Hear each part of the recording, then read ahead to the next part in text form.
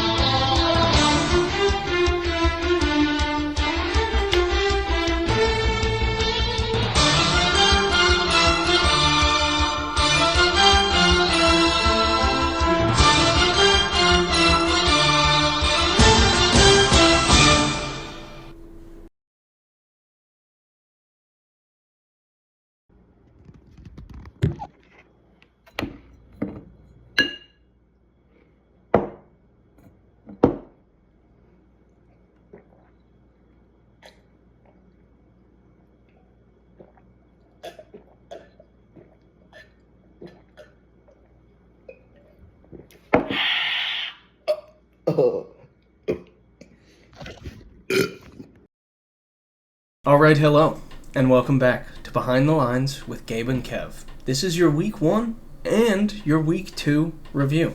How you doing, Kevin? I'm doing great. Feeling good after a couple of weeks of football and excited to chat some fantasy with you and cover some great content here. Excited for a good episode. Yeah, me too.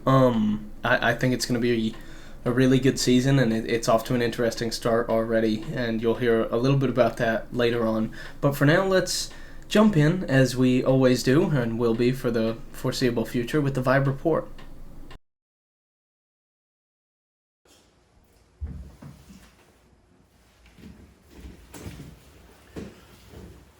Gentlemen, welcome to your Week 3 Vibe Report. To start it off, we will cover the trophies of the week. The Vibies. High score, Blue Medical Tent with 151.04 points. Great performance by Kevin and his squad. Low score, Kevin tapped first with 70.54 points. Exciting to see that shotgun coming soon. The biggest blowout of the week comes from Blue Medical Tent. He blows out Mount Batumbo by 51.86 points. Does not feel good. Closest win was Baby Want Milky, barely beat Jefferson Starship by 13.36 points. And he put up a lot of points, so impressive week. The luckiest team of the week was Bed Bath & Bijan. He would have lost to 7 other teams in the league, but still comes away with the win. The unluckiest team of the week is Jefferson Starship. Bennett would have beaten 8 teams in the league, but still ended up taking the L. Absolute brutality. That's so rough. The highest overachiever of the week was Blue Medical Tent, scored 25.13 points over their projection. Sam scored 48.11 points under his projection. So Just some bed shittery by the Kevin Tapped First squad. Kind of what you would expect from the person that's shotgunning, though. Moving on to your Week 3 waivers. After processing Tuesday night, we have the biggest drop, or the biggest fab dump of the week into Derek Carr by yours truly. I dropped Caleb Williams. It is past time. He looks terrible. And we will see, we'll put in the car. Another somewhat big spend was Slim Reaper's Revenge, acquiring Quentin Johnston for $16. Not outrageous, but I think a solid amount to secure. Can he turn around the drops from last year is the big question on everyone's mind. If he does, then he will be the number one wide receiver. Moving on, Mount Matumbo spends $11 on Carson Steele, hoping that he will be the de facto replacement for Isaiah Pacheco after he goes down to the IR. Not a big fan of this move. I think Isaiah Pacheco was kind of the unique running back in their offense, and Andy Reid's going to rely on his wide receiver schemes. That seem to be doing good for the start of this year. See how it goes. Next up, Tush Push Kush drops $7 on Alec Pierce after a couple of weeks of some absolute long bombs by Anthony Richardson. We'll see if that keeps up. I think White's hoping so. Blue Medical Tent added Deontay Foreman and dropped Alan Lazard. Interesting dropping Alan Lazard. I guess that Glassbones Mike Williams got a higher snap share, but he still only had one ball thrown towards him. Yeah, I think Lazard has had like 7 targets on the year and 1 was for a touchdown, so I think it's a fine drop. Jalen Tolbert added by Al, dropping Matthew Stafford. The Rams are dead. The Rams are so dead, so completely fine. And last up, Sam Darnold added by Slim Reaper's Revenge for $1, dropping Jared Goff. He seems consistent. Depth move, I think it's fine. Moving into the team vibes, we have Bed Bath & Bijan at 2-0. Hey, you got to be feeling good about 2-0, but looking down through the depth of this lineup, you're a little worried. You're wanting a bunch of your guys to come back. Obviously, I think he's hoping that Anthony Richardson does not do what he did last week. More love for Cook. The vibes here are pretty good. You're 1-1. You have to hope that Caleb Williams shapes up a little bit and starts throwing it to DJ Moore. Obviously, you want Chris Olave to be doing better. Derek Carr is the number 2 quarterback on the season, and Chris Olave looks terrible. You saw James Cook last week absolutely explode. Very good top of the team. Hope your depth pieces perform better. Moving into Blue Medical Tent, kind of in shambles. You saw what happened last week. It's absolutely terrifying when it goes off, but when it doesn't, I think it's potentially pedestrian. Moving on to Sam's team, Kevin tapped first. 1-1, I think the vibes are low. The Mahomes-Kelsey stack has been booty cheeks thus far. Vibes are kind of all over the place. You're hoping for some more consistent performance out of this team. Slim Reaper's Revenge. Big Joe Burrow bounce back week. Got to imagine that felt good for the 0-2 gambit. Jamar Chase looked interesting out there. I don't know. I like this team. I think the vibes are up. I think it's good, especially if Keenan Allen can get over his ankle or heel injury, whatever he's dealing with. The vibes are good, but starting out 0-2 can't feel great. Moving to the other side of the ball, we have the Josh Allen Warrior Baby Want Milky, and God, this team looks nasty. Yeah, Charlie's team is what happened, man? He drafted a second quarterback in the 5th round after drafting one in the 2nd round, and still has the scariest looking team in the league, especially after the JS didn't blow up last week. Got a great trade for the quarterback too. Yeah, I mean, it worked out better than I was expecting. I thought that trade was ass. So yeah, a bunch of really good looking guys. Vibes are flying high. Over to Tush Push Kush. Obviously, lacking AJ Brown is a huge deficit to the team. It blows up the stack. The vibes are pretty low here. I think we know the vibes are low on this one. The saving grace I see is that Tony Pollard and Aaron Jones, despite having pretty low draft capital, have been performing pretty well. Moving on to Jefferson Starship, Bennett's team. 0-2 right now, but has had some blow-ups across the board. I think the vibes are pretty high here. Obviously, your tight end room is terrible. But Njoku should be back this week, so... Finally, we have Riley Reid option, the auto draft man himself, starting out 2-0. 2 insane poop bowl contenders onto the top of the league. I'd imagine the vibes are high here. It has to be. It's an auto draft team. Then let's move over to the Masonic Lodge. Honestly, Team's kind of in shambles, but we are pushing through. The vibes here, I'm 2-0. I mean, I can't be mad about it, but I want my guys to play football again. Until that happens, we will just hold on to the seat of our pants and see what happens. All right, I'll end it with the Visa Cash App Red Bull Fantasy team.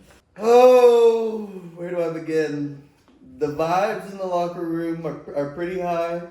You know, we've had some standout performances from all positions. Team's been hit hard by some non-guys on your roster injuries. Obviously, you hate to see Tua go down for Tyreek. Baker being the starting quarterback on this team is interesting after the Dak draft. But We ride! and that will conclude your Week 3 Vibe report. Wow, that was some interesting stuff there. Yeah, it's a good segment. I'm liking what they're doing with it, and I'm excited to keep seeing what those boys cook every single week. So keep it up, fellas.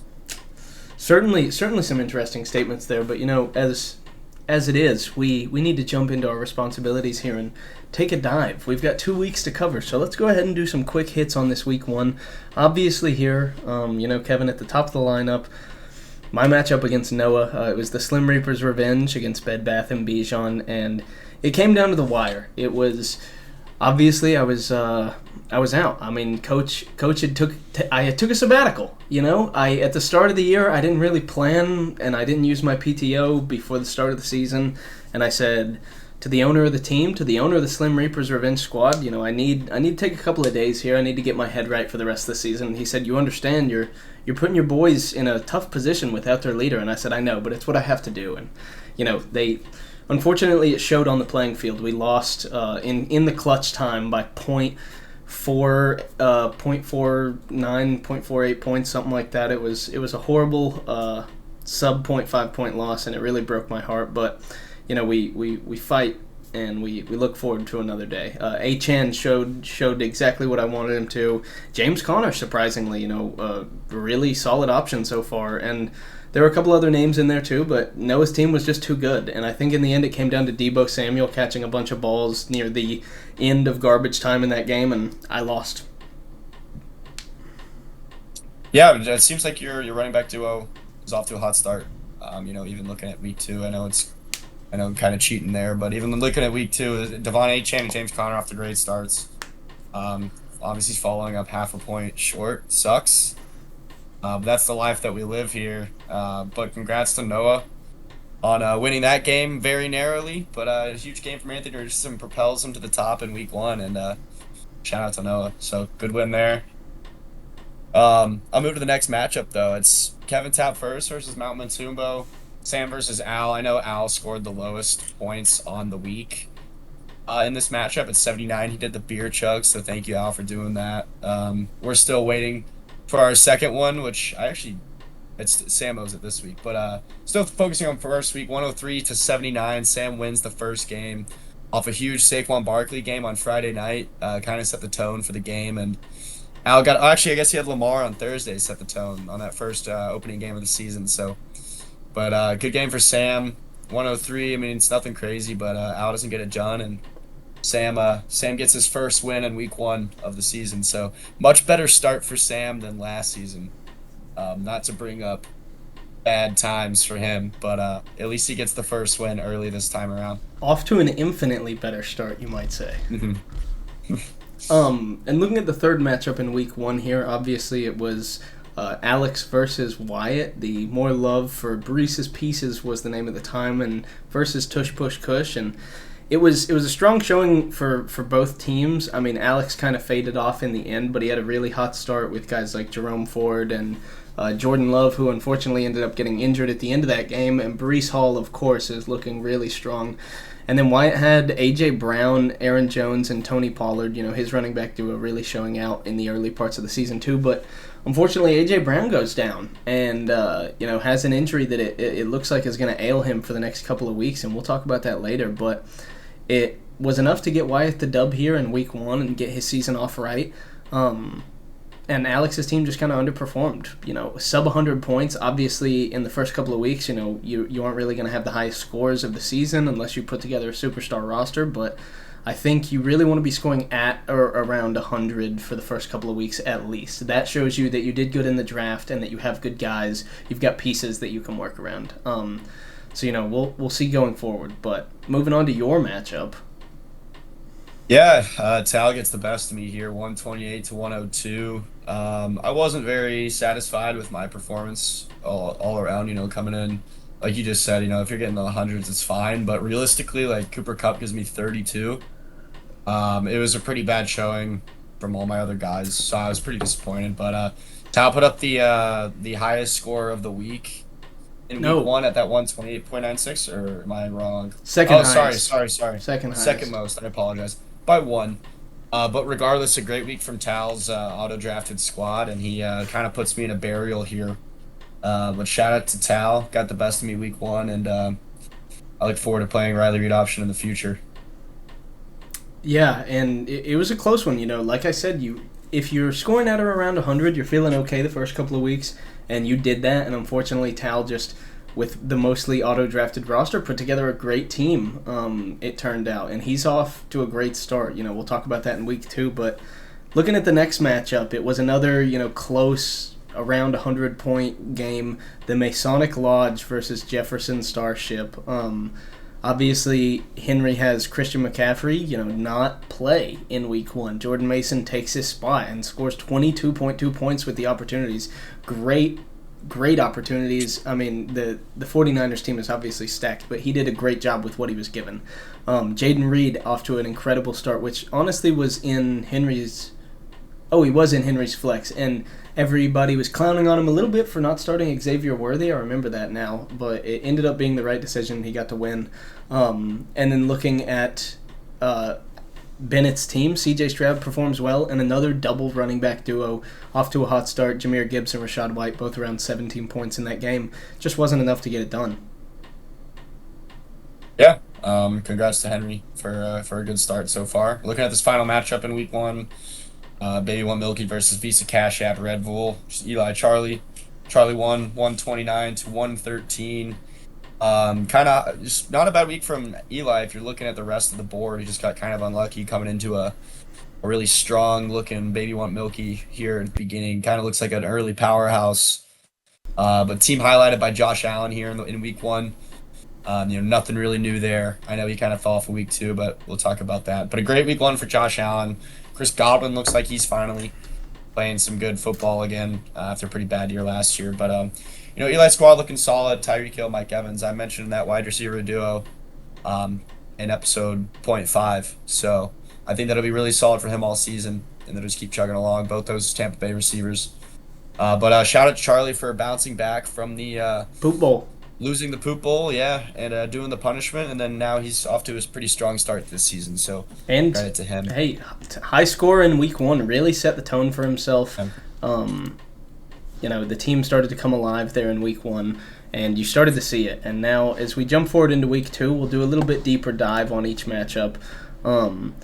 Looking at my matchup here at the top, Slim Reaper's Revenge versus More Love for Cook. Obviously, Alex changed the name before this week started, and it served him some good luck. I'm off to an 0-2 start, and it's a bit painful. I mean, I really thought I put together a good team, especially through the draft, and I did my research this year, and I think I still have a good team. I've unfortunately been plagued by some injuries and some really hefty underperformance from a few key guys, but here I lose by 30 points. To Alex, he puts up a great score, 138. He was competing for that top score of the week for a good amount of the time there, and he's off to a 1-1 start. But as you look here deeper into the matchup, Joe Burrow bounces back from a poor week 1 performance with 21 points. Devon Achane again 29.5, incredible. James Conner overperforms with 19.4, and Devontae Smith.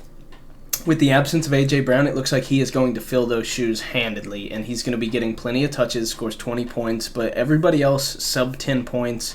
I had Jamar Chase incredibly underperform, which just sucks. Like, you put up 1.8, and Jamar Chase only scores 7.5. Like, I know my team can do so much more on paper, but it's just, are the guys going to perform when it matters?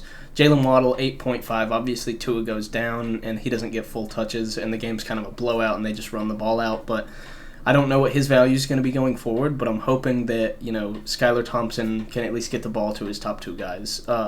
Tight end was a position that I kind of took a gap on, and it's showing. I'm not knowing who to start between Colby Parkinson and Pat Frymuth, but they're both decent tight ends, and now with the Puka Nacua injury as well as Cooper Kupp, I'm expecting Colby Parkinson to receive a good amount of that target share.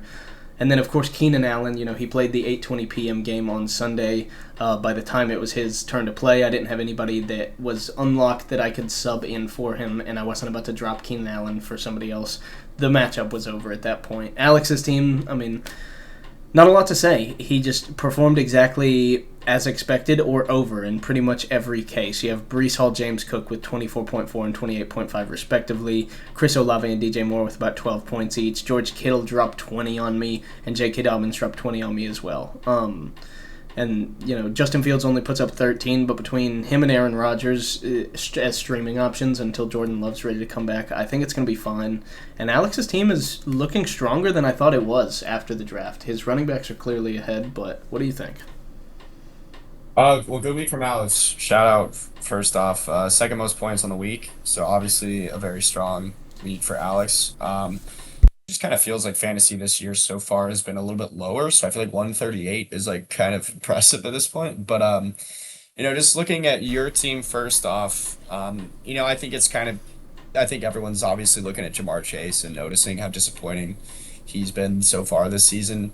It's a first round draft pick, one of the top guys taken in several years in a row, and I feel like he keeps on disappointing for one reason or another, just can't get it together.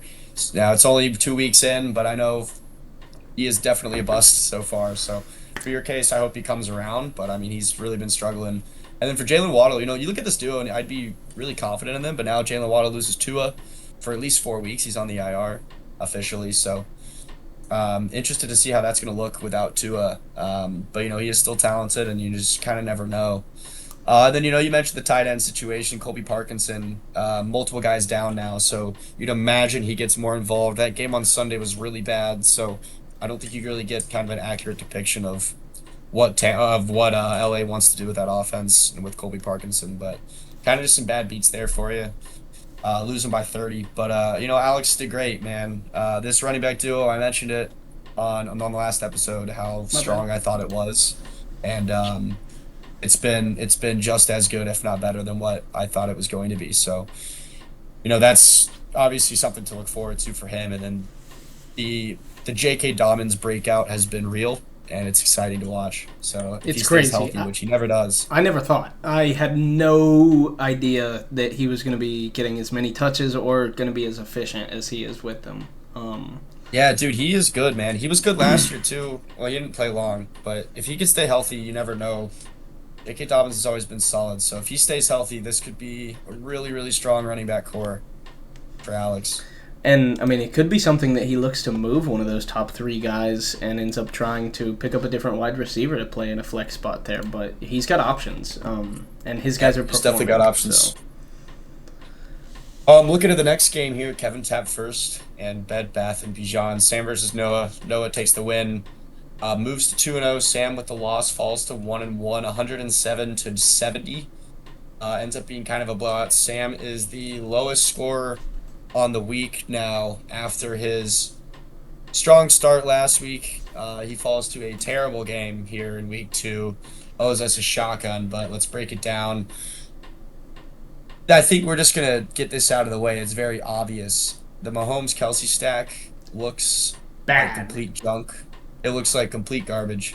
Mahomes hasn't been a good fantasy quarterback. It's like 2022. And I don't know if he's... Maybe not even 2022. I don't know what he was that year, but... No, he was good that year. I'm lying. But he was bad last year. He doesn't seem to be off to a good start this year. Kelsey is just only getting older, so uninvolved. If that's a problem, I think that's a huge problem for Sam. Dealing with that, the draft capital that he used on those guys, if they disappoint, he's in a world of hurt, because that's a position where you're obviously not going to have much depth. Because if you're drafting Mahomes and Kelsey, why would you? And I'm looking now, and his QB depth is Tua, which is obviously bad. So Sam's run into some early issues here, but he does, he's got the Saquon hold, which looks like he's going to be a front runner for RB1 this season. Looks like that's going to be a great draft pick. just has a really bad week all around. None of these guys did well. Garrett Wilson, wide receiver one, but going up against a good secondary this past week. I guess I don't really know why he had a bad week, to be honest with you, but Cortland Sutton against Pittsburgh, Pickens against Denver. Just all around kind of tough for Sam. Just doesn't get it done. Bad week. Maybe better for him in the future. And then for Noah, terrible week from Anthony Richardson. If he finally kind of hit that floor, Return to earth. Yeah, absolutely. After a huge week one, saved him in week one. Doesn't punish him in week two because he gets a little lucky with his matchup. And go ahead, but I will say I've got something to note after you're done. Okay. Yeah, and I was just gonna also mention the breakout of Marvin Harrison. Great rookie sensation, and man, if he is as good as he looked, that'll be. I guess it wasn't really a steal because he was like a second-round pick, but still. And then Nico Collins does look like one big steal of the draft so far. I'll point out, but good win for Noah, moving to 2-0, and it looks like he is on his way to another successful fantasy season. Yes, I mean it's a great start for Noah, and all the promises he made about taking a quarterback early and ended up not, but ended up with two pretty solid options at quarterback, I might add. But I will say, 28 points from Anthony Richardson week 1 shows you his ceiling. 5.8 from him week 2 shows you his floor. Justin Herbert performing around this 13 to 18 point range. Noah is setting himself up to run into the exact same issue that he had last year, where he doesn't know who to start on a week-to-week basis, and thankfully he gets away with it here because he runs into the low scorer of the week. But had he run into anybody else who had a roster put up, I think if you look at most of the scores, I think he lost to most of the league. He lost to me, Alex, you, Henry, Tal, Charlie, and Bennett. So he lost to 7 out of 12 teams. Eli. No, he beat Eli. 77? Oh, sorry, I was looking at Tal's team. He would have lost to 7 out of 12 fantasy teams. So he doesn't get punished here, but I'm just saying you're putting yourself in a situation where that can come back to bite you. But either way, moving forward into your matchup, I know you just took the last one, but I'll let you take this one again since it is your own. Yeah, so Blue Medical Tent, Mount Matumbo, 151 to 99. I'm the highest scorer on the week. Really good bounce back from week 1 loss. Put up 102 in week 1. I kind of finally got to see sort of what this team is more capable of doing. I made some start-sit decisions this week a little bit differently, mainly in my flexes. I benched Christian Kirk and Christian Watson this week. Turned out to be incredible moves as far as this week goes, but it's also really bad to see that they absolutely suck. 0.9 and 0. So that basically means my depth is cooked, which is not exciting considering Cooper Kupp now 7.7. He is wide receiver 1 in week 1, or wide receiver 2 in week 1. Sorry, he didn't have as much as Jaden Reed, but wide receiver 1 in week 1. I'm super pumped. Puka's hurt, which isn't exciting obviously, but Cooper Kupp has the role. Another ankle injury. I don't even know what to say anymore at this point. It's just kind of, I don't know how I don't expect it every year, but he does it again projected somehow. to be out multiple weeks, might I add. Yeah, so hasn't yet landed on the IR, but kind of expecting it the worst at this point. But Alvin Kamara highlights the team. RB1 on the week, 44, 4 touchdowns. He's been really good so far this year. I think he's RB1 overall right now. Looks like an absolute steal. Kyler looks incredible so far this season as well, so maybe reaching for him wasn't a bad play after all. And then just sort of some consistency down the board with Jonathan Taylor, Drake London, Mark Andrews a little bit better week this week. Jamison Williams also looks like a guy that I'm really going to love drafting. That was a super late pick for me. Then seems like he's really gotten a much better role this week. So 151 for me. I cruised to victory over Al.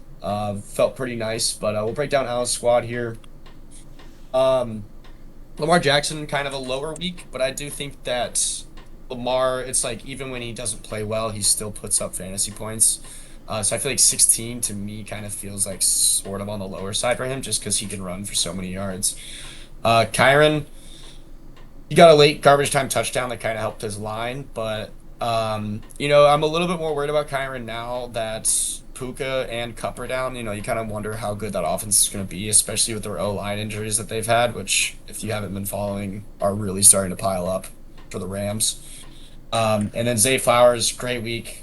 stacked with Lamar, so like, he gets the bulk of his points there. But Adam Thielen, Dalton Kincaid, Terry, all pretty disappointing. And then Devin Singletary, who is actually turning out to be a pretty solid running back option.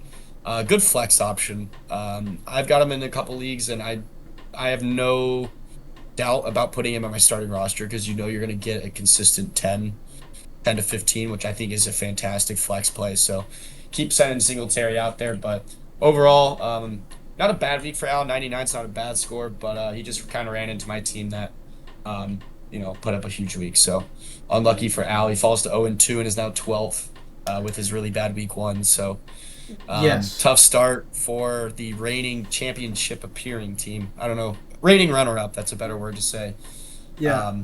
This is a championship rematch, but I'm happy to take it again. I mean, you do. You're 2-0 against Al. Definitely not all time. I don't know what your regular season score was last, but since championship day, you're 2-0 against Al. I will say, Al in his sophomore. I said Tal. I meant to say Al. My bad. Al in his sophomore year here, he's off to a rough start at 0-2, and I really thought he put together a really strong roster. Unfortunately, Puka Nacua goes down, and that's a huge part of his offense.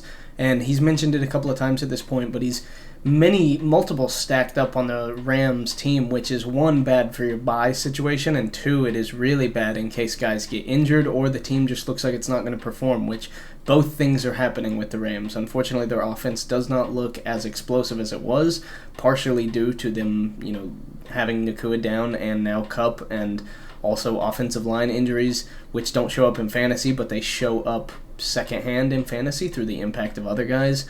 But if you look at Al's team, he has Kyron Williams, Matthew Stafford, Blake Corum, and Puka Nacua all on the Rams. Like 4 out of your 15 total potential roster spots are spent on those guys, which is, it's a lot. 14. 4 out of your total 14 is a lot.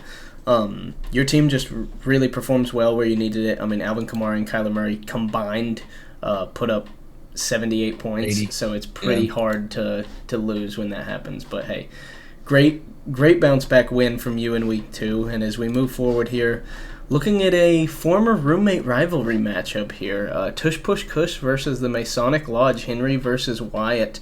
Henry wins and cruises along to 2-0, and Wyatt takes the L and moves down to 1-1. Henry now in third place by record and scoring.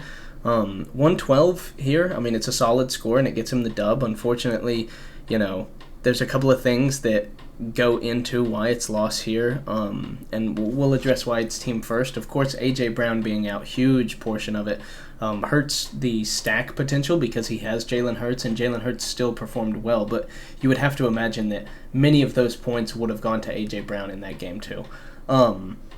In addition to that, Aaron Jones kind of a bounce-back down week. The Vikings win against the 49ers, who have a really tough defense, and he doesn't get involved pretty much at all. Sam Darnold throws the ball all over the field, and Aaron Jones receives a handful of touches and doesn't capitalize when he gets them. Tony Pollard, again, still performing well and showing that he can perform against a tough defense against the Jets. Michael Pittman, kind of a slump week, only 5.1. Obviously, it correlates with Anthony Richardson's bad week. And then I have to bring it up, the Keon Coleman donut.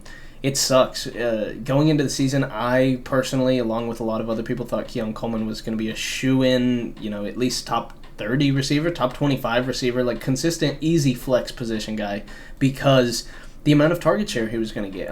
It's between him, Khalil Shakir, Dalton Kincaid are catching all the passes at Buffalo. But in this game, they beat the Dolphins by 21. They win 31-10, and he doesn't catch a single pass. I think he sees one target. So it sucks. Sam Laporta, again, underperforming here for Wyatt, and that really sucks because Wyatt took him early, and again, with that tight end spot, you usually don't end up having a lot of depth, but Wyatt does have Isaiah Likely, who has shown both explosion and a low floor here in this week, too.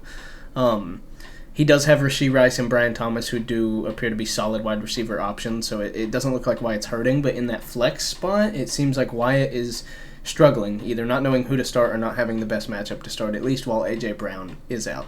And looking at Henry's team here, Brock Purdy underperforms, but you have another running back duo that's solid. David Montgomery and Jordan Mason both putting up 17 right there.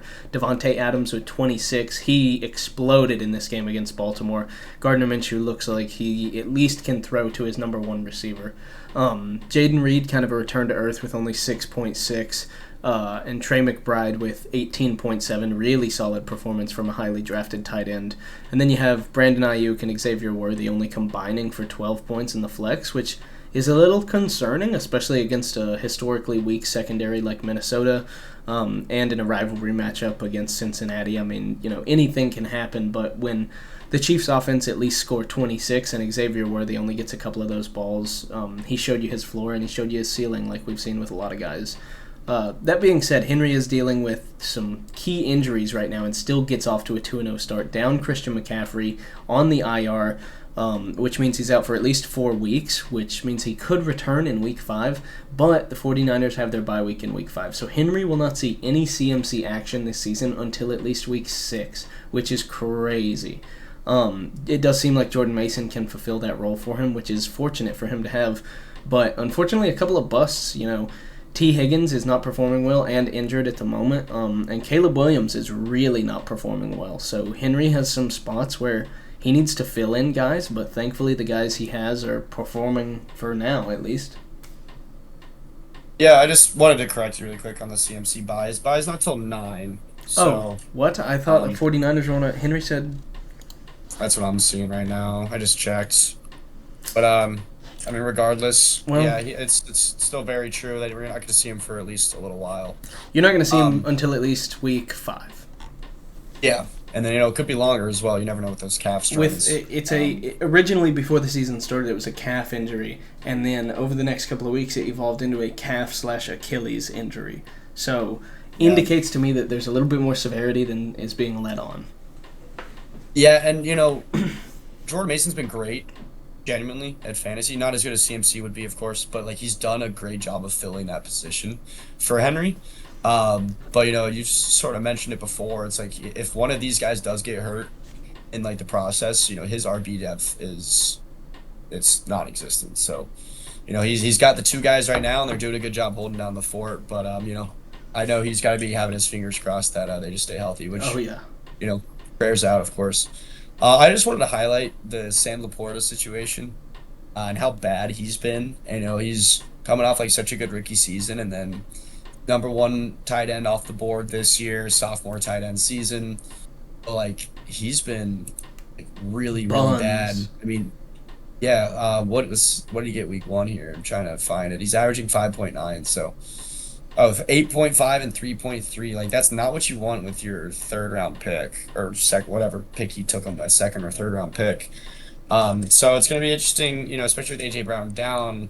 Wyatt's down some pretty key top drafted picks here early on, but he's got some younger rookies like Brian Thomas Jr. specifically who seem to sort of be off to a good start. So the Keon Coleman thing is a little weird.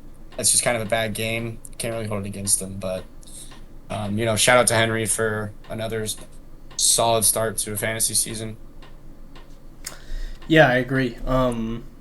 Unfortunately, Wyatt can't get the dub even with Henry down, Christian McCaffrey, but it is what it is, and now we move forward.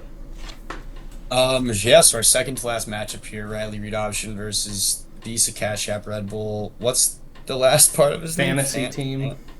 There's such a long name, man. Tao versus Eli. Tao comes out on top here at 110 to 77.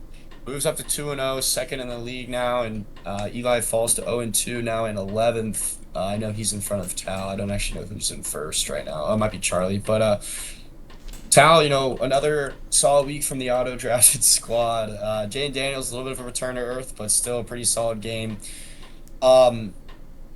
Amon-Ra, great bounce back week. Isaiah Pacheco, another good week. Looks like he was going to be a machine as expected for fantasy, but he goes down to injury. So Tao already dealing with some injuries here early. I'm curious how he deals with that. I mean, he's got incredible running back depth.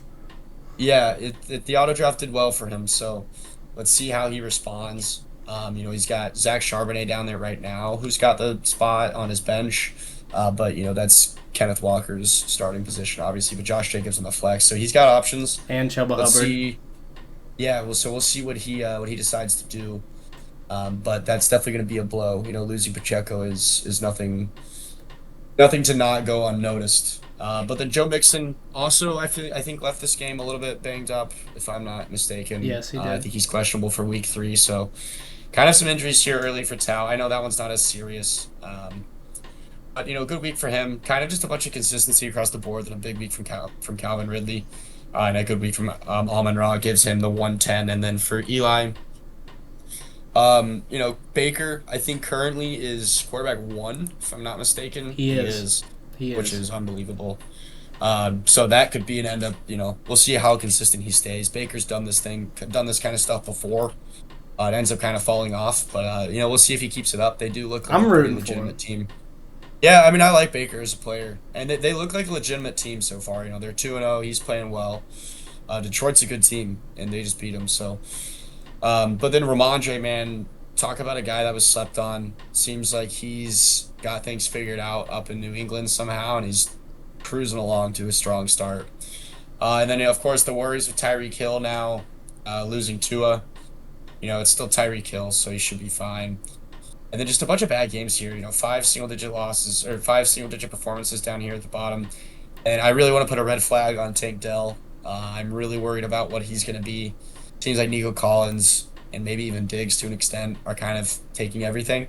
And Nico Collins especially. This was the Diggs versus Tank Dell matchup, and they both put up stinker performances. Yeah. They combined for 10 points.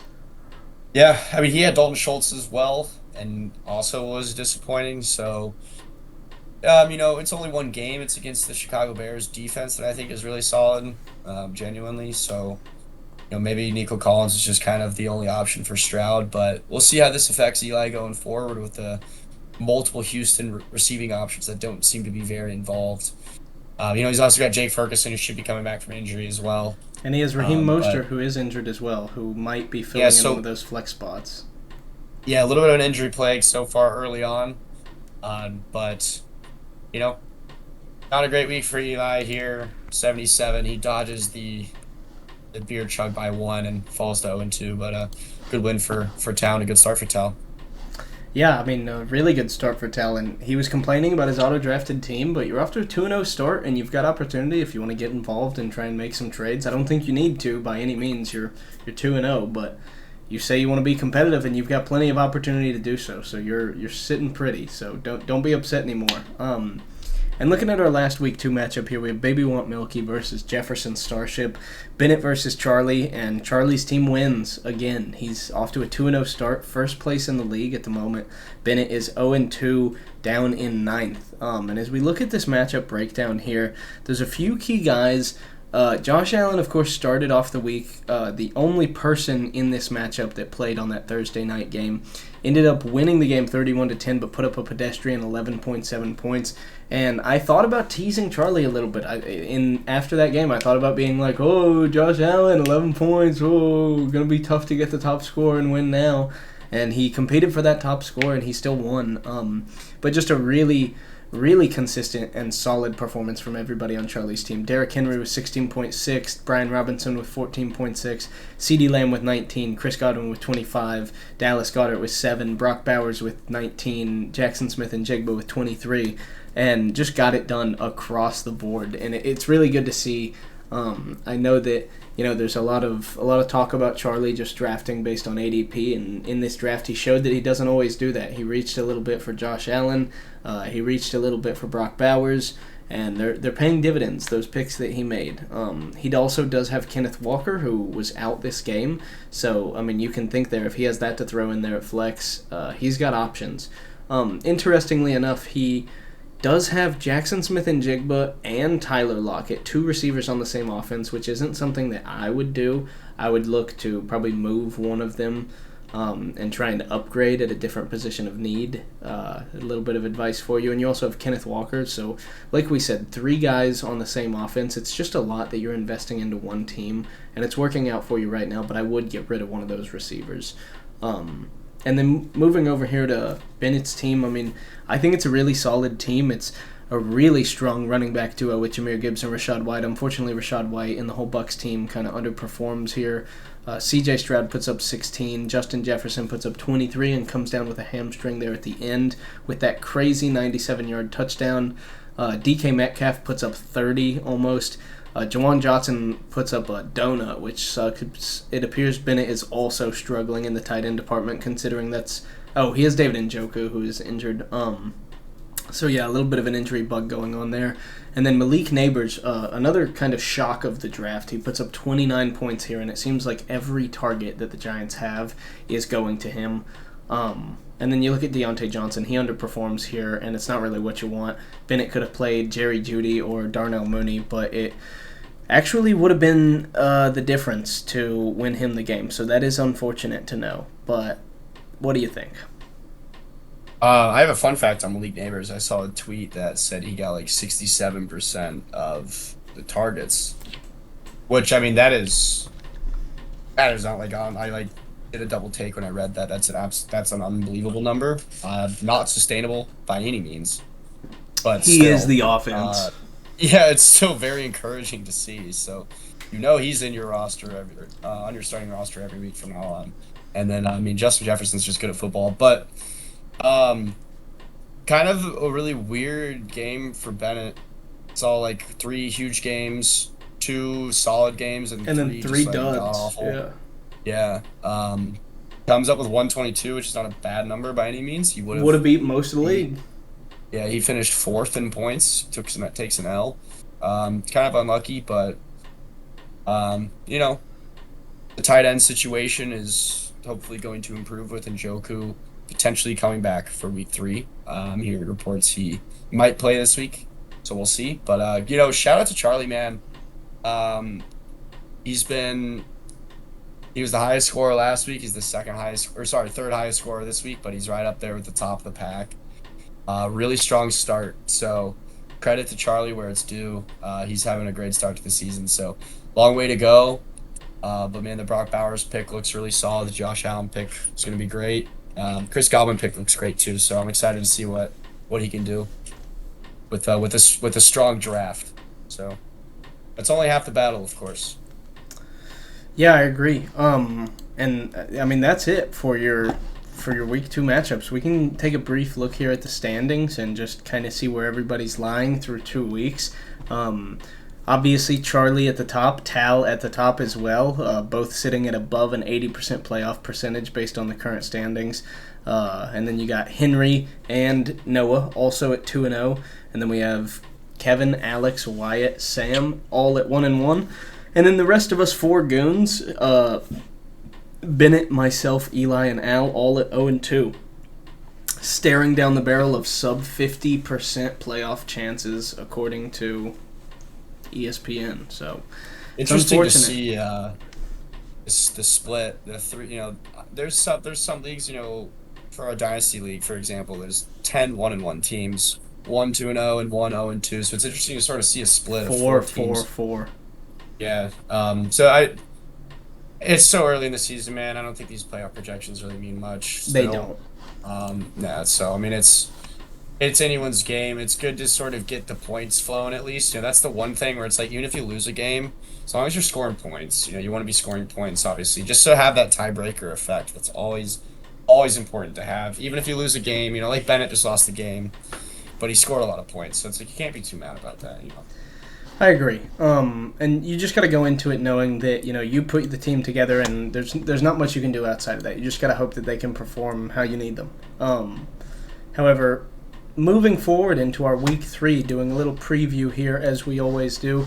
My matchup here at the top, I'm going against the Masonic Lodge, and currently I have the projection advantage, 123 to 120. Hoping it stays that way throughout the entirety of the matchup. And a couple of key guys that I would like to hone in on here. Really, it has been for the first 2 weeks for me, and I think it will be for the rest of the season. But Joe Burrow and Jamar Chase, can they finally bounce back against a mid-tier. They've shown to be a tough defense at times, the Washington football team, but they've also shown that they have some weaknesses. I'm hoping that the Bengals can dice them up. And then beyond that, I would like to also highlight Devontae Smith because I think in the absence of A.J. Brown, he's going to see a very much increased role. And then lastly, Keenan Allen. He missed last week with a heel injury. He's bouncing back here against the Indianapolis Colts, who don't really have that good of a defense, and I'm hoping that he can score some good points for me. Looking at Henry's team, obviously, can Jordan Mason keep up the incredible run that he is on, matching CMC's prowess?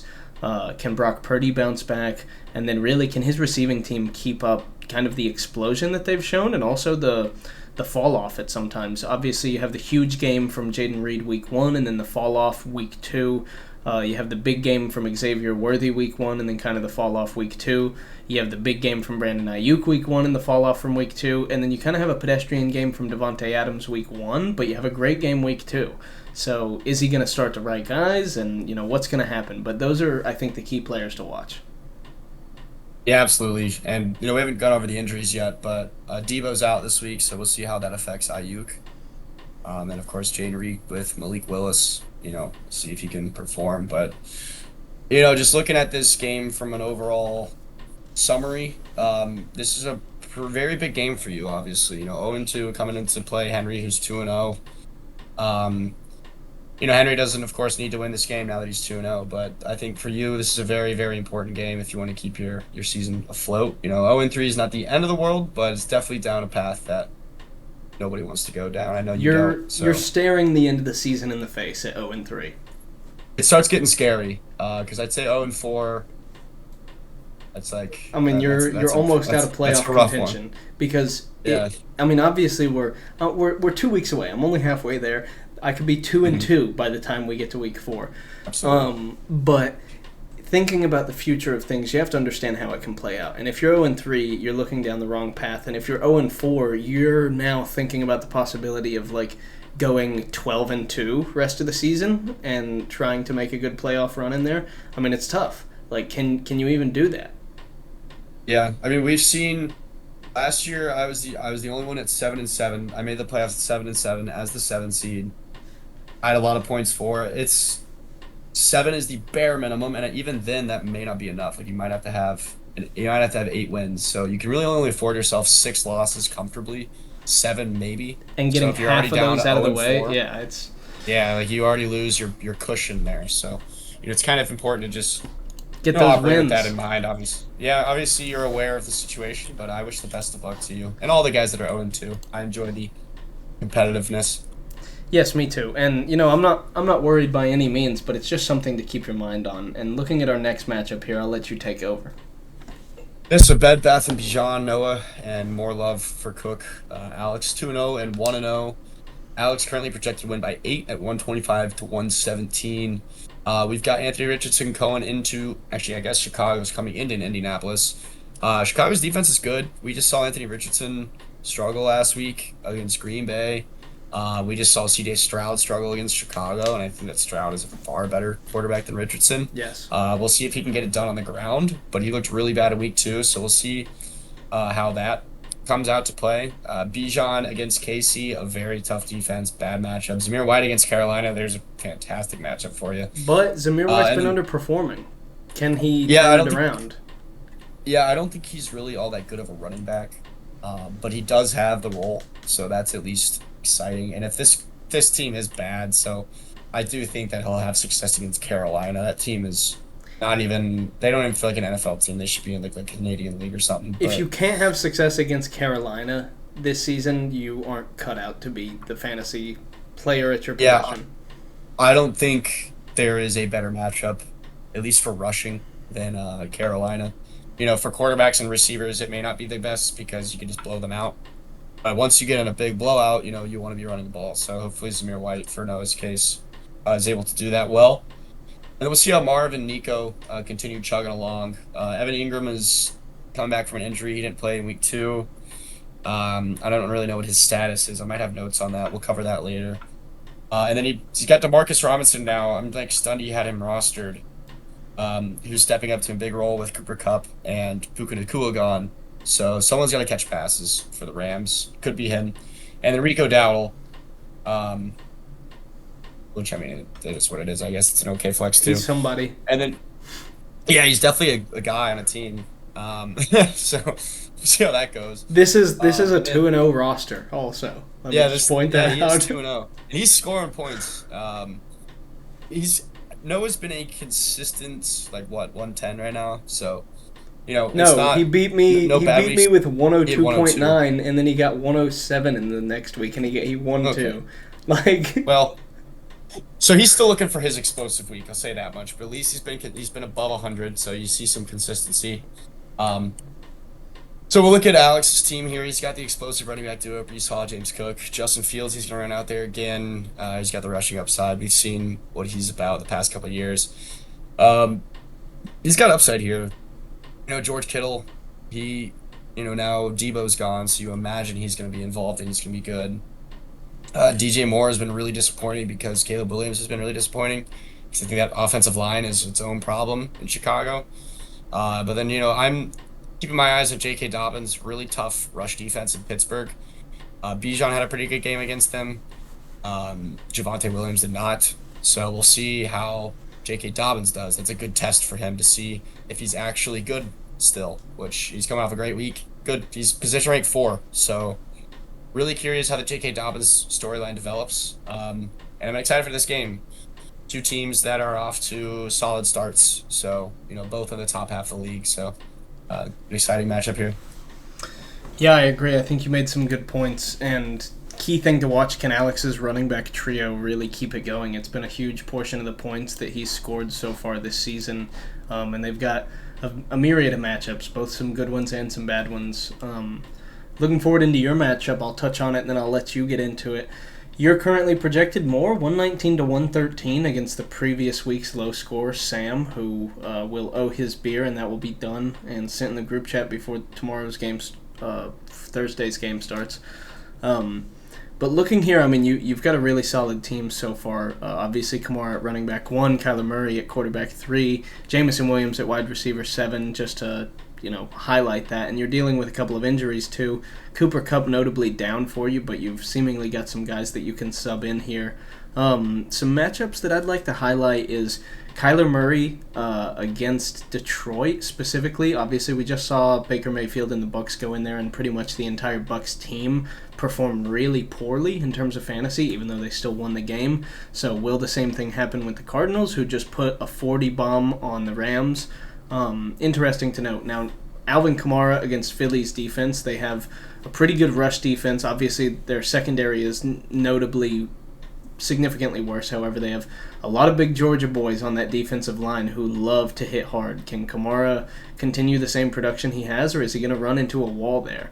And then, obviously, Drake London against the Chiefs. And then you've got a couple of tough matchups there at the bottom of the lobby. Christian Kirk has kind of had a really bad season so far. He's wide receiver 97, averaging 2.5 points, going against a tough Buffalo defense. Mark Andrews against Dallas's defense, who Mark Andrews hasn't had a good season so far, which really no tight end has. And then Jamison Williams against Arizona. I think that could be where you score some points. However, the Rams, just fell apart and could only put together 10. So we'll see. And then Najee Harris against the Chargers. That's one of your better matchups this week overall, I think. Like, that might be your best defensive matchup for a fantasy player. Yeah, it's a little shady for sure. I think the Kamara stuff I don't really care about because Volume. of his role. Yeah, and it's just like he's a pass catcher, and you just saw Bijan had a pretty good game against them. But everything else. I mean, if you do the show bench, you can see that Cooper Kupp is down there, and he's still sitting as doubtful. So it kind of sucks that I can't even put him on the IR and grab a And waiver pick guy up somebody for free. else, yeah. Yeah, until he's officially listed as out. So that's kind of something I've been stuck on. We're recording this on Tuesday, by the way, guys. So waivers haven't run yet. So if your teams update, that's why. This may not be updated fully, but yeah, it's I mean, something I'm dealing with. It kind of sucks. I thought I had good bench with Christian Kirk and Christian Watson, but I mean, they've been absolutely horrendous through 2 weeks. So Christian Watson has a backup QB now and doesn't really seem to to be involved at all. He just had a donut last week. I'm not starting him, and Christian Kirk's coming off a stick. So like I don't know. I'm gonna see how it goes and just fingers crossed, hope that he bounces back. But Sam's he's got the Kelsey Mahomes tag. Wow, against Atlanta on Sunday Night Football. So it really That's a kind of true raises test. the tension. Yeah, that's a good. I think the Atlanta defense is really solid. I mean, Jalen Hurts just had a pretty solid game with Devontae Smith. Like I recognize that, but it's a different offense. I think Kansas City wants to run the ball still, and I don't their know. I'm defense curious is looking how. stronger, as strong as it has in the last 4 years, in my mind. Yeah. Atlanta's. Yeah, they impressed me last night in that Eagles game. I The know secondary Jalen Hurts got it. especially, even though Devontae Smith Yeah. caught some passes, like I was watching the whole time. Devontae Smith last night was Jalen Hurts' number one read on pretty much every drop back, and he was covered on most of them. And there were a lot of like double moves that Smitty was pulling off, and either Atlanta had the right guys in place to drop off a zone and have him still covered, or they had the right man coverage assignment, and he was just covered up. I mean, he still put up 20 points, but he's the Slim Reaper. Yeah. What are you going to do? Yeah, he's a fantastic wide receiver, and Kelsey just hasn't gotten the volume this season. It doesn't seem like their offensive game plan is as centered around him as it has been in the past. And he's 35. He's getting older. Yeah, you he's getting can't old. you can't just continue to force feed Kelsey every game. Like I guarantee you, what they're doing is they know that it has limitations, and they're saving Kelsey's ability for when they need him. And I guarantee you there will be a couple of big Kelsey games this year, especially as we get closer to November and the playoffs. But especially early season, you don't want to run this guy into the ground. He's been playing football for almost 20 years. Yeah, and they've got young guys like Rashee Rice and Xavier Worthy. And so I'm just curious, if they're sort of moving away from Kelsey and into more of these, transitioning to more of a, your first read is now Rashee Rice at the line of scrimmage or whatever it may be. But also Pacheco is now hurt for this team, so I don't know what their They offense may need to use is him. going to look like this week. Yeah, and Pacheco was a huge part of that offense. That's a main reason why Mahomes has been not as good, is because they haven't really needed him all the time. When Pacheco can get it done on the ground, you just don't have to throw the ball. It's just kind of how football works. So, with him going down, we'll see if they lean more on the pass game against Atlanta. But I have some questions to be answered soon. But then look at the rest of Sam's team. I mean, Swift, I think, is not one that I'm too worried about. It's Saquon is the highlighting factor there, and then George Pickens against the Chargers does genuinely worry me because I think that he is capable, talented, and he's the wide receiver one for Justin Fields. So if Fields can hit him on some deep routes, it could get scary. But I'm looking forward to this matchup and to face Sam's squad, both teams at 1-1. So Yeah, I think this is going to be one of our solid matchups of the week. Sam's looking to bounce back from the low score. You're looking to keep that run train going, and you're both projected around the same right now. So I think it'll shape up to be one of the better ones. Now here we have a dog fight. The Visa Cash App Red Bull Rate Fantasy Team versus Mount Matumbo. 2 0-2 squads. 11th in the league versus 12th in the league. An absolute slugfest. 111.3 to 111.5 are the current projections. I think I'm going to go ahead and put it, before we talk about this matchup, I'm locking this one in as matchup of the week right here. I think that more than any other game this week, and I was doing a little bit of research ahead of the podcast, I think that this is going to have the most playoff implications out of any game this week. One team will move from 0-2 to 1-2, which is a bright and shining star compared to 0-3, and the other team looking at 0-3, and I have my favorite for who I think it's going to be, is going to be staring down a world of hurt. Both teams dealing with some injuries, and when you're at that spot in 0-3, you don't really have the opportunity to trade away any guys, because you know that I've got these guys on injury, like I can't afford to get rid of somebody else, and I don't want to trade the injured guy because his value is at all-time low. But as we look up at the matchups here, we've got some good ones and some tough ones. Baker Mayfield against Denver, I expect him to put up a lot of points here. I think Mike Evans is going to have a bounce-back week. Also against Denver, this is a key matchup. I think this is going to be Eli's top two scoring players right here. Etienne and Ramondre against Buffalo and and the Jets, respectively. both tough defenses. We'll see how they can perform. I think Tyreek Hill is probably still going to get his. I mean, I'm interested to see how Skylar Thompson can perform in the Dolphins' offense. There's been some rumors that they're potentially looking to bring in a veteran quarterback, but clearly not for this week. So we'll see how that plays out, and I'm interested to see because I have Jalen Waddle myself. Dalton Schultz has been really underwhelming this year. We'll see if he can score anything against Minnesota, as well as Tank Dell. He's been really underwhelming. And then either Jacoby Myers or maybe Eli subs in Jake Ferguson into the flex and runs double tight end. I don't know. But it's a close matchup, and Eli's going to have to make some tough calls. Now, as we look at Al's team, he's got Lamar Jackson and Zay Flowers against Dallas, a tough defense. And if they're going to perform when it matters now, and they need to do it in this matchup. Al needs to avoid going to 0-3. He's got Kyron Williams against San Francisco, another tough matchup. Javonte Williams against Tampa Bay, and we just saw, Jahmyr Gibbs had a decent game against them, but I think he put up 17 points, which is really actually pretty solid, but he is not the same caliber player as Jahmyr Gibbs, and we'll see how he can perform. And then obviously you've got the slurry of guys at the bottom. It's a rotating room between Adam Thielen, Terry McLaurin. Devin Singletary's been pretty solid so far, but then on the bench, you've got Gabe Davis and Chase Brown, who may end up coming in to start. I doubt it, but you could see a wild call here based on defensive matchup. Cleveland is nothing to snuff at. Yeah, I like what you said about the playoff implications here. We've got the 11 and the 12 seed. It's early, obviously, but we already mentioned the whole 0-3 thing a couple times, and we're like coming up on the part where like trading really like starts to get activated. I think right now people are still kind of sitting on their squads and trying. You're trying to figure out who's worth what. Yeah, exactly. So people are kind of sitting on their squads, which is fine. I mean, it's early. But now it's like you look at your team, you're 0-3. You kind of want to force yourself to sort of make some moves because obviously stuff's not going your way. So yeah, I mean, I'm interested to sort of see, which teams are remaining at 0-3. I was thinking to myself, there's a chance that there won't be any, but now there will definitely be at least one because both these teams cannot win. So one team will be 0-3, which I think is kind of exciting. I mentioned the competitiveness of the league, but you start to see who's falling behind and kind of see what sort of drastic moves they might make. So this is definitely a matchup to keep your eye on. Yeah, and I like I said, I think it's matchup of the week. It's got my vote for it. And you can place yours on whoever you'd like. But as we look at the next matchup here, you go right ahead.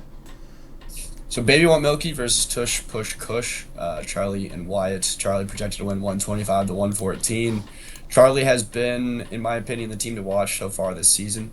Coming back from such a bad season last year, and now it's like holy shit, he's scoring the most. Like consistently, like I look at the points and he's always towards the top. So, let's see if he can keep his streak running against Wyatt here. But he's got Josh Allen going up against Jacksonville at home. That's a Monday night game. I know. Jacksonville's defense, I have never been able to get a great read on it. I don't think it's great. I don't think it's bad by any means. So, we'll see if he spreads the ball around, and he kind of always gets it done. I do expect that game to be closer than last week, although that was Miami. That was a weird blowout, so, I guess you never know. But I do expect that to be a pretty good football game, so I think Josh Allen will get his and get back to where he normally is. Brian Robinson and Derrick Henry feel like safe picks at this point in time. CeeDee Lamb's going to be just fine. Chris Godwin is a guy that I want to highlight because he's got the Denver matchup, and I should have mentioned this with Mike Evans last week. Or in the last matchup with Eli, so I just mentioned them both now. But they're going into Denver, and that's where Patrick Surtain resides, and he's the best quarterback in my opinion in the league. So is he gonna be on Chris Godwin? He just got paid like it. Yeah. Oh yeah. He is. He deserves it. I think he's a sensational player. My bet is that he's on Mike Evans though, because it's Mike Evans, and he's more touted. But so I think that really opens a lane for Chris Godwin if Mike Evans is taken away. But I also don't know what exactly Denver's plan is going to be, so we'll see. But definitely something to keep an eye on is that Patrick Surtain input, because he definitely always plays a factor. And then he's got the double tight end thing going on right now with Dallas Goedert, Brock Bowers. He's got some options on the bench. Kenneth Walker may be returning this week as well on the bench. He's questionable. He's also got JSN there in the flex. So if he wants to go with several, Seattle players, or if he wants to go double tight end, something for him to decide. Goddard's coming off a pretty bad week, and Bowers looks like just an unbelievable player. We knew that. We've known that for years when he was at Georgia. On the other side of the ball, though, Wyatt's got his stack. Actually, no, sorry. My bad. A.J. Brown is still hurt. I don't think he'll be back this week either, unfortunately. A.J. Brown is still hurt and is currently projected to miss multiple weeks. That is unfortunate news. So he does not have the stack, so he's down his number 1 overall pick, which sucks, his first-round pick. He's got Jalen Hurts against New Orleans. That offense has been good in New Orleans, so we'll see if they start getting a shootout. Jalen Hurts will have to obviously do the same. Aaron Jones looking for a bounce-back week. I think he'll be fine if he's healthy. I heard he might have tweaked something in like his rib or something like that. We still haven't covered any injuries, but we'll see if he's healthy. Tony Pollard's been great. Michael Pittman against a good Chicago defense with I still think pretty, not a great passing QB. He's been pretty bad this season, averaging only 6.1, which is clearly a bust for where he's been drafted. So we'll see how he does. Rashee Rice has been great. I have no worries there. Sam Laporta looking for a bounce back. He's got Arizona, which is that defense is poor. I know the Rams just struggled, but the Rams look terrible. But I do think that if he's going to bounce back, he's got to bounce back against Arizona. So if he sucks this week, then you're really flashing the red alert. Then Keon Coleman and Brian Thomas here in his flex. Keon Coleman's coming off a donut. I don't really know what to expect. It's a good counteraction to Josh Allen on the other side of the ball. I think that's a good strategy if he doesn't want to pivot anywhere else. If Keon Coleman does end up catching one of those touchdowns, you kind of get that benefit going for you. And then Brian Thomas Jr., I think, has been a solid rookie ad, and I think he's a good flex play. So, both good teams, in my opinion. I'm just, at this point, I'm kind of pulling for Charlie just to sort of see what he can do with this season after such a bad season. So, I don't really care fully, but it's kind of funny to see Charlie dominating. So, why not? Best of luck to both guys. I will agree in saying that I want to see, what Charlie can do this season. I won't necessarily say that I'm rooting for him. I do want to see him succeed, but in this game, I would like to see some humbleness come out, because if Charlie gets off to a 3-0 start, we're talking about the inverse of the 0-3 start. And to be honest, there's not a lot of negativity that can come out of the 3-0 start. Maybe a little bit too much ego, maybe a little bit of cockiness in the roster, and an unwillingness to trade, and an unwillingness to accept any offer, regardless of fair or unfair in either way. I think Charlie put together a great team. I'm not trying to take anything away from him here. Obviously, he's 2-0 and he's one of the top scorers. He's ranked first. He is the top scorer. But it would be nice to see a Titan fall, especially as a mere peasant myself at 0-2. Realistically, sorry to cut you off. Go ahead. Go off that though, as someone who's below him on the standings, of course, I want to see him kind of fall. I just do think it's kind of a funny storyline. Oh, it is. It's a great story. But of course, anybody above me on the standings, I want them to lose. It's just kind of how things work. But yeah, I do think he has it's a the good clear. It is, and I think he has the clear advantage, as the projection is showing, over 11 points difference currently, while he's starting 2 tight ends, which is pretty interesting. But it's working for him, and he's winning. So let him do him, and I think there's not much else to be said about that matchup. Agreed. And as we look at our last one here, I'll throw this one over to you. We've got Jefferson Starship versus Riley Reid option. Yeah, so Bennett versus Tal, 0-2, 2-0. Bennett projected to win as the 0-2, 118 to 115. We talked about the 0-2 teams. This is an important game for Bennett, obviously. Tal's sort of sitting high and mighty at the top of the standings right now, or second at the top of the standings, I should say. But Bennett's had some good weeks. I think that the 0-2 doesn't represent his team. Yeah, I agree. I think that 0-2 is rather unlucky. There's always this one team every year, man. There's always one team that, at least at the start, really gets off to a bad record, just because their matchups are kind of just, scoring even more. But Bennett's put up some good numbers. So has Tal. Tal put up a really good number in week 1. And then he has a solid number in week 2. So, Tal is not a slouch by any means. We'll see. So he's got Pacheco out, and he's going to run with Chuba Hubbard, which I think is a fine start. It's just that offense stinks, and he'll get the volume, so that's good to have. But it's You got Andy Dalton now, though. That is true. It's a good point. Bryce Young got benched for those unaware. And obviously, Andy Dalton is not going to blow you out of the water, but compared to Bryce Young, how he's been through his 19 games that he's played so far through his NFL career, Andy Dalton is a game manager. He's going to give you the same shit that Jacoby Brissett is going to give you. He's going to give you 11 completions for 18 pass attempts, and he's probably not going to throw an interception, and he's more than likely not going to throw a touchdown. But he'll check down to the running back a lot. You'll get a couple of receptions there, and they'll hand the ball off a good amount, and hopefully the offense will run better. Mm-hmm. Yeah, they'll be safe with Andy, and I think Chuba Hubbard, maybe he gets that touchdown opportunity, which he has not had one yet this season, which really destroys his upside if that continues. But we'll see. I think the Amon-Ra matchup against Arizona is one to keep an eye on. I think he can absolutely go nuclear against Arizona is secondary. a little questionable, to be noted. Yeah, he got a little bit banged up at the end of last game. Although, for me, Amon-Ra is the type of guy that just, plays. He doesn't really care. Yeah. I know last year he had it was an oblique injury, Ankle? I think, that, something, I don't know what it was, but apparently it was, pretty significant. It never really surfaced because he never said anything about it and just, he just played played with it for, through 10 it. weeks. Badass. Yeah, just an absolute man. Badass. So, I don't think it's going to matter regardless. And then, look for the Kyle Pitts storyline. That's another thing that I think a lot of Falcons fans are in this league. I know that we're all curious and cheering for him. But it just doesn't really seem like he's still a part of the game plan. They'd rather throw to Darnell Mooney and Ray McLeod than throw to Kyle Pitts. Highest drafted tight end of all time. And yeah. He's still younger than all of us, but still very, very interesting that in his 4th season he still does not do anything ever. But maybe that can change. But then looking at Bennett's side, looking for a bounce back for Rachaad White against Denver. Not a great matchup, but he should be involved more so in the pass game like he usually is. I don't know why he wasn't last week. But then Jameer against Arizona should be fine. Stroud against Minnesota is not a great matchup, not a bad matchup. DK against Miami is pretty solid. Juwan Johnson, this tight end issue is pretty bad. I know he's waiting on Njoku, who could play this week.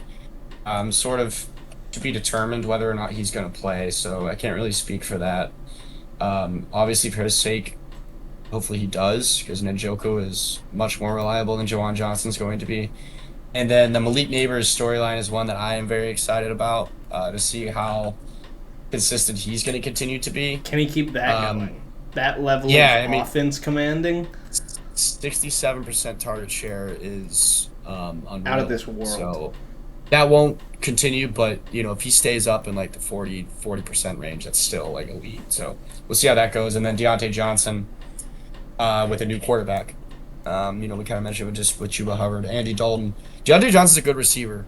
So I think that if Andy Dalton is at least more reliable than Bryce Young, which I think he's going to be, Deontay Johnson's floor should be a bit higher than it was. But once again, the touchdown upside just isn't really there. So, but an important matchup for Bennett nonetheless. An exciting matchup to see if maybe he can take down another undefeated guy. So. Yeah, very interesting matchup. Again, another 0-2 team that currently has the projection advantage. We have obviously 3 of them, me over Henry, Bennett over Tal, and then Eli over Al, current projections. Or maybe it's Al over Eli. It's 0.1 point advantage one way. 0.2. I'm looking at it, yeah. But either way, we've got some great matchups slated. My vote goes for the dogfight, the 0-2 versus 0-2, Eli versus Al. But we'll see how it all plays out in week 3 here. And, now that we're done through 3 weeks finally, I think it's time that we run through our injury report and maybe our talking points, and then, we close her out here. Yeah, sure. Do you want me to just run through the list here? I've got a lot that I put together earlier. Yeah, I mean, we can just talk I'm- about them and mention, how they're relevant and if we have any updates on their severity. Yeah, absolutely. So the first one I got on here is Isaiah Pacheco, which seems to be the most significant one right now. He's out 6 to 8 weeks with a fibula Fractured leg, yeah. fracture. Yeah, so that's Tal's guy. That hurts. He's off to a great start this season, and 6 to 8 weeks is a long time. So I mean, it's half the season. at least he'll be back. Yeah, at least he'll be back is the good news, but that definitely sucks. So. The question is, with a guy like that who's performing so well to start the season, can you last? Can you build a playoff roster without him? Because that's what you're going to have to do. If you're talking we're through 2 weeks and he's going to be out 6 to 8 weeks, you're not getting him back until week 8 to 10. And by that point, sure, the destiny of your fantasy season isn't decided, but you at least have a solid outlook of where you're going. And if you're 2-0 now and you can win, 4 out of the next 6 weeks, and you're looking at 6-2 and maybe getting Pacheco back, that's a great spot to be in. But if you lose 5 of the next 8 weeks, and you're looking at 4-6 or something like that, then you're running into questions of should I have traded this guy? Should I have tried to make moves? And so Tal's got a decision to make. Does he think he can keep it going with Pacheco down? Yeah, and that's part of the exciting things about fantasy. Last year I held guys with the confidence that I could get into the playoffs, and it was so shady at times that I was like, and there's no way I'm going to do it. But then, you get there and all your guys get healthy, and then all of a sudden your team is way better in week 14 than it was in week 10, and you can just win a championship with that. So, it's guys like that are going to have an impact. It's just you have to sort of bridge the gap between, now and then and win games without them, which is difficult to do. So, the next Speaking up of is a guy Cooper like Kupp that. ankle. Yeah, this is another one for me. Again, Cooper Kupp. Ankle injury. Timeline to return is TBD. He hasn't hit the IR. I think it's kind of expected at this point that he's going to, but hasn't officially hit it yet. So I don't imagine this will be more than 4 weeks, maybe 5.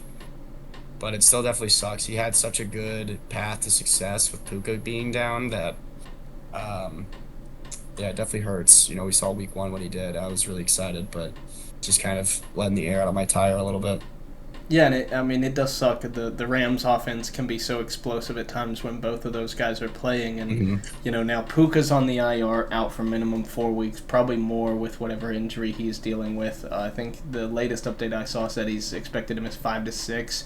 Yeah. And he Cooper, had that injury in training camp as well. Puka did. re-injured it. And Cooper Kupp now hitting the IR, minimum 4 games gone.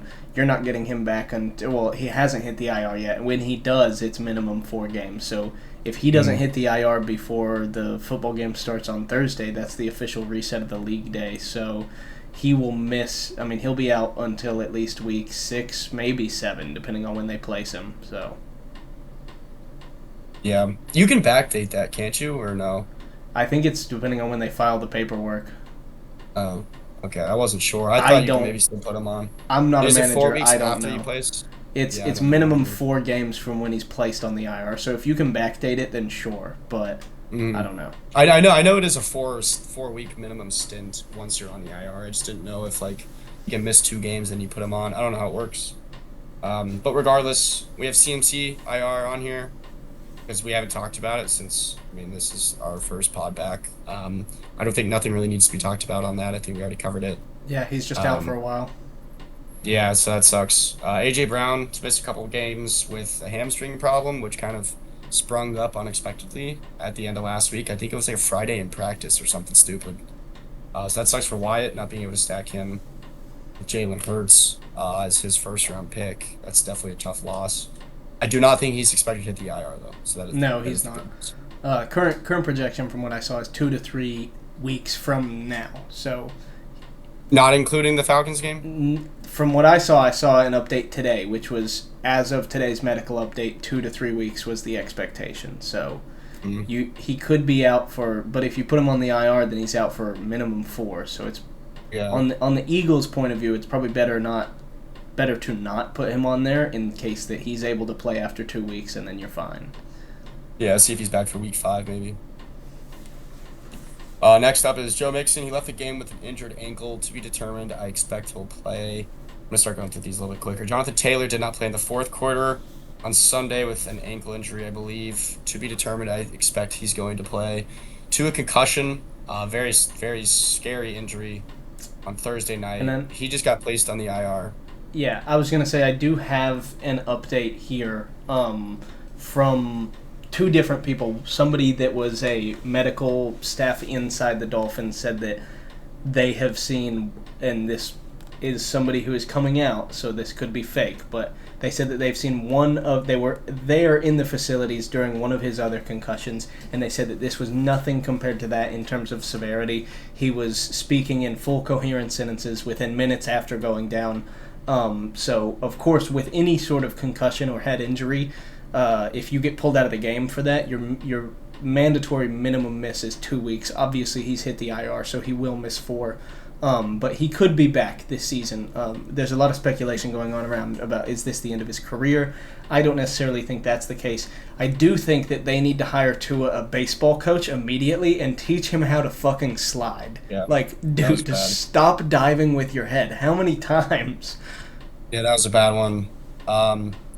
Scary. It's scary what's going on with Tua, so I hope the best for him, of course. And the fact that they put him on IR so fast was a little shocking, but I guess it's like, well, I guess not shocking after all, because if he's out 2 weeks minimum, you want to play it safe. You're like probably not going to bring him back for week 5. Go ahead. Especially because it's Tua. Yeah. Like, that history that he has.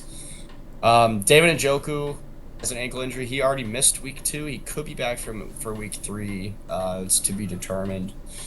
Justin Jefferson left the game with an injury, but he's not expected to miss time. Debo calf strain.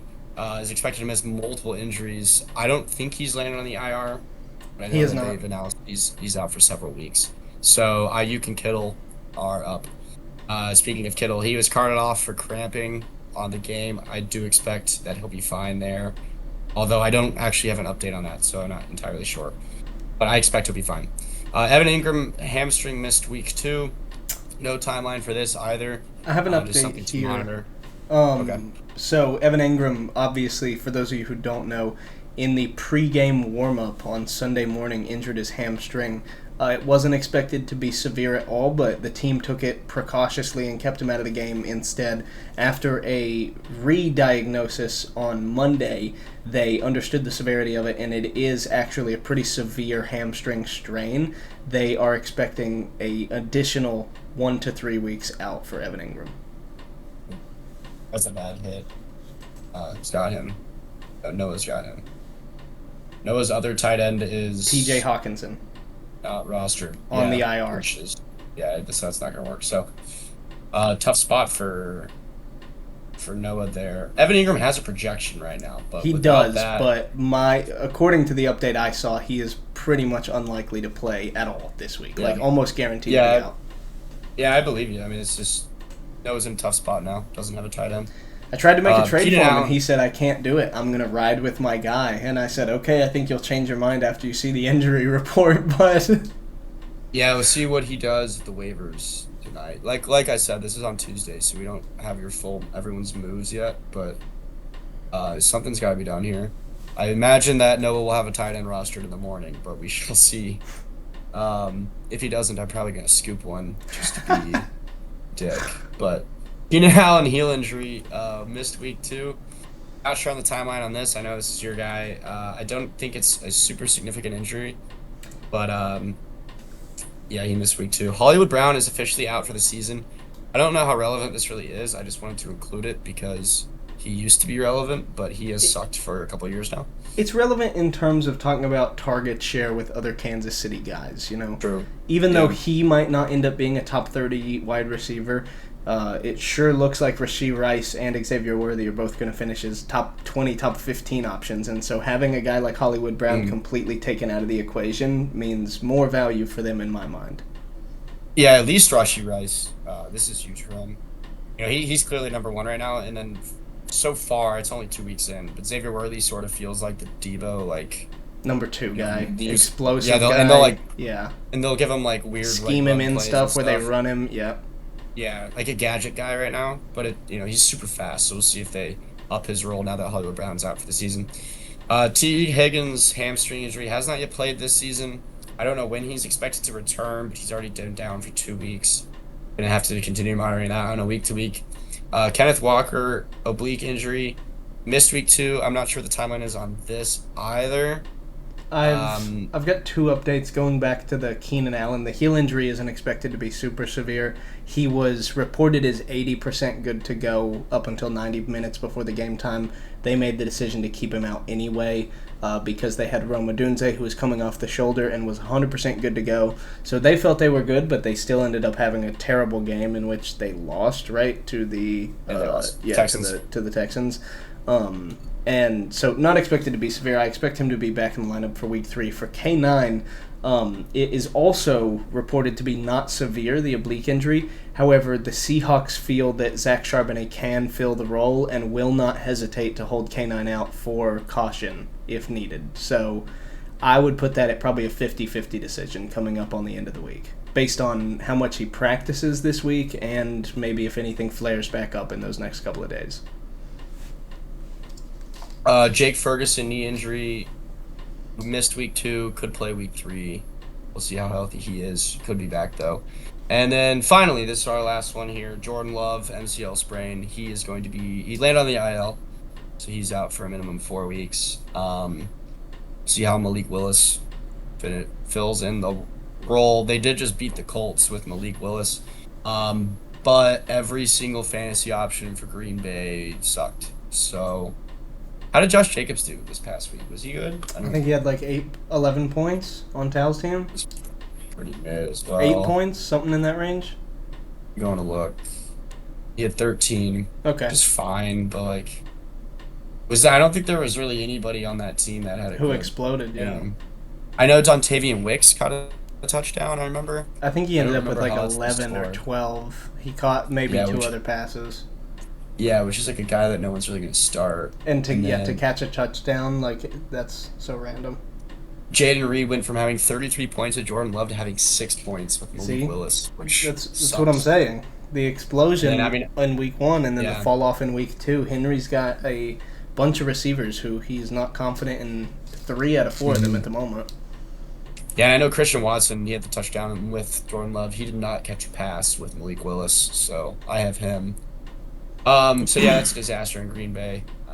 But yeah, that's it for our injuries, and then really the only talking point that I have at this point, we're pretty early in the season, and we've covered a lot of our discussions about being 0-2 or potentially 0-3 and 0-4 versus being 3-0, and you know how everybody lies across the board. But the real big thing that is showing up to me more than anything else so far through 2 weeks is injuries. Like, I know that they happen every season. I know that it always surprises people at who gets injured and like how many injuries there are. But this season especially, and you know, we may look back on this in future years and be like, we say the same thing every year, but this season especially seems crazy in terms of fantasy impact injuries.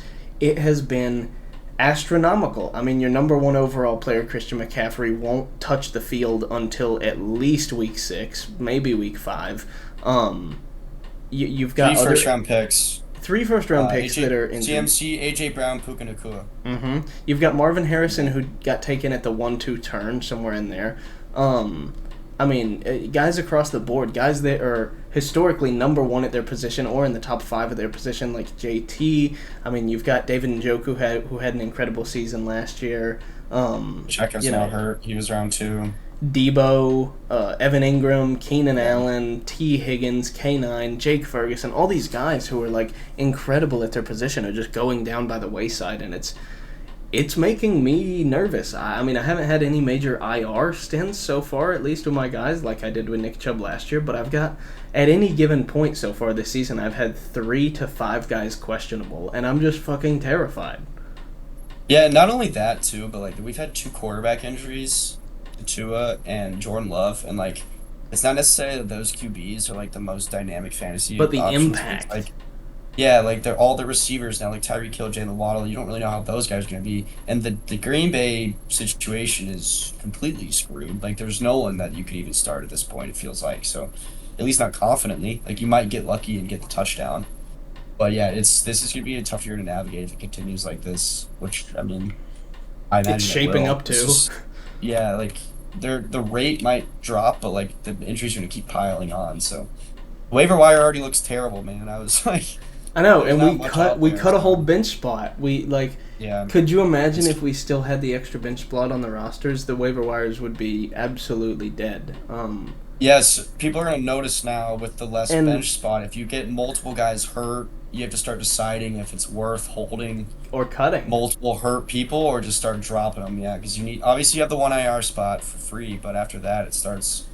You know, I'm And- sure I only have one, but I'm sure a couple of people have a couple injuries already. So That was one thing I was gonna say is that might be currently why the waiver wires seem a little bit more dead than we expected them to, is because there have been so many injuries. I would argue that like 8 out of 12 managers in our league have somebody on their IR spot right now.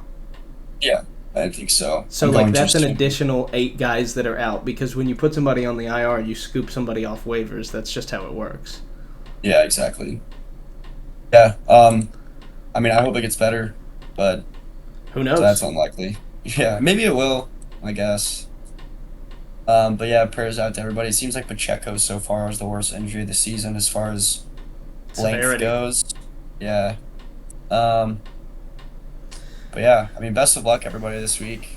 Yeah, I mean, It's good. It's good to do an episode. I feel like we missed week 1. There's a lot to go over this week, but it's we good. did. And unfortunately, I mean, I was out for 2 weeks. Didn't get to see most of the games in both of those weeks, but I had to go on a quest. I took a sabbatical, as I mentioned at the top of the pod, and it worked out incredible for me. I've never felt more alive. I have never felt more whole as a person. I feel completely fulfilled in my life, and I'm ready to get back to the team and lead them to a championship season after finishing second, third. This is my year to close out the podium. I will have every place. My name will be cemented on the trophy. We took the Slim Reaper squad. I decided after week 1, I said, you know what? It's not right for me to be on a vacation after my team loses and not experience this together. So I said, fuck it. Let's blow the salary. I flew the entire team out. We did this incredible 7.5 mile hike. We found God. I mean, and you'll see it. Yeah, I mean, we'll see how that affects them on the field this week. I know you've got a couple guys that I'm sure were great company. Joe Burrow, Colby Parkinson. Oh, I mean, the Slim Reaper, me and him were having just an incredible time. Yeah, man. Achan best got of up the luck to mountain you. so fast, I didn't even, I blinked and he was at the top. It was crazy. Yeah, that boy's got juice for sure. All right, well, it was good to do this, Kevin. It was good to get our week 1 Yeah. and 2 done and get a little preview into week 3. Gentlemen, I wish you all the best. And as always, this was Behind the Lines with Gabe and Kev, your week 3 review. Cheers. Cheers, fellas.